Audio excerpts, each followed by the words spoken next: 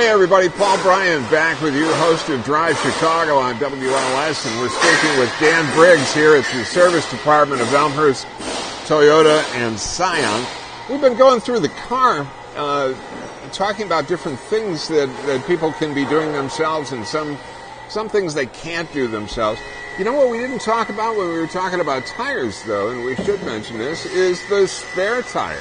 Absolutely. It's the most overlooked tire on the car. Yeah. Unfortunately, they don't look at it until they absolutely need it. Oops. Which is kind of a bad thing. You need to make sure that when you're checking tire pressure on all the tires, don't forget the spare. Spare is very important to make sure that tire pressure is checked also.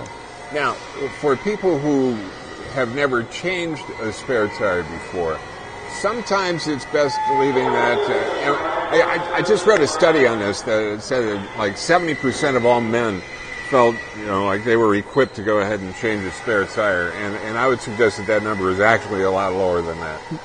And the number did test lower for women who felt like they were able to change a spare tire. If somebody's really hit the speed gun pretty hard and put it up to 120 pounds-foot of torque when they put the lug nuts out, which is another reason why you take it to a factory service department, because he knows that 90 pounds or 100, whatever it might be, is enough, and they aren't just torqued on it. But you should at least know how to get it on, get it off, because you could be out in the middle of Timbuktu and have the tire go flat. Yes. Yeah. Actually, a lot of the new cars now come with the roadside assistance also. Yeah. So if you do have the roadside assistance, that is something you just want to give them a call. They can come out there. Generally, the roadside assistance, I know with the Toyota line, they'll cover if you run out of gas, if it's a lockout, if your tire goes flat, you can call them, and they will come out and change the spare for you. Cool. The phone number is generally located in your owner's manual. If you are stranded somewhere and you need to get a hold of that. Is that book that comes in the glove box that nobody looks at? Yes, yeah, that would be it. That's the owner's manual.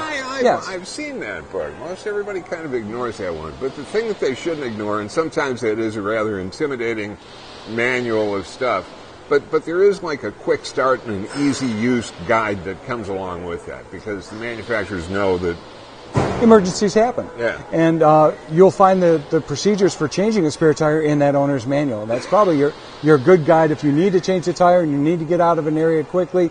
Go by the procedures that are outlined in that owner's manual. Okay. In there, again, you'll find the phone numbers for the roadside assistance. We at Elmhurst Toyota have our own app. If you have a smartphone, there is an app that's available that on our app will show the roadside assistance number, along with a lot of pertinent information. That's for the people that don't have the smartphones. Okay. You're driving along. Everything's good. You're listening to Paul on the radio on Saturday morning. You're going, boy, this is great. I'm going to have a great weekend day. And all of a sudden, your dashboard lights up like it's Christmas. What do you do? I mean, you're still driving, but you've got all of these lights on. All of a sudden, it freaks people out. Oh, absolutely. Depending on the light that comes on, you're going to want to refer to your owner's manual to find out what lights are coming on. The most common is your check engine light. The check engine light is generally a picture of the engine. It's orange in color. When that comes on, one of a couple things are happening. One of the sensors inside the engine is saying, hey, we've got a problem here, and that's just alerting you to the fact that you have a situation that needs to be looked at. Other warning lights that come on are oil pressure or oil level. Those are a little bit more important, that you stop the car immediately, pull off to the side of the road where it's safe, turn the engine off, and get a hold of a dealer. Or, there again, your roadside assistance, get the car towed into the dealer. Because if you don't have any oil floating around in there, or you've lost pressure, bad things happen.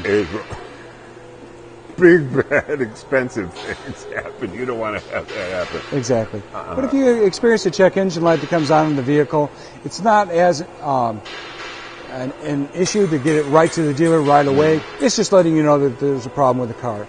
The most important thing is to make sure that you're feeling safe driving the vehicle. If you don't feel safe driving the vehicle, by all means stop, call, and get some direction, either through the dealership or through the roadside assistance line. If you do feel comfortable in driving the car isn't, there's no drivability concern, there's no transmission shifting issue with the vehicle and you do feel safe in driving the vehicle, give us a call. We'll get the car in here. We'll check it out, find out what's causing the check engine light to come on. That's whichever manufacturer, whichever dealership. If you're out there, they will come and take care of you. Hey, Dan, thank you. Thank you. Appreciate it, sir. Anytime.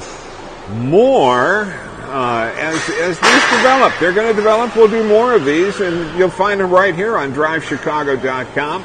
Be listening every Saturday morning to Drive Chicago on WLS from 8 to 9.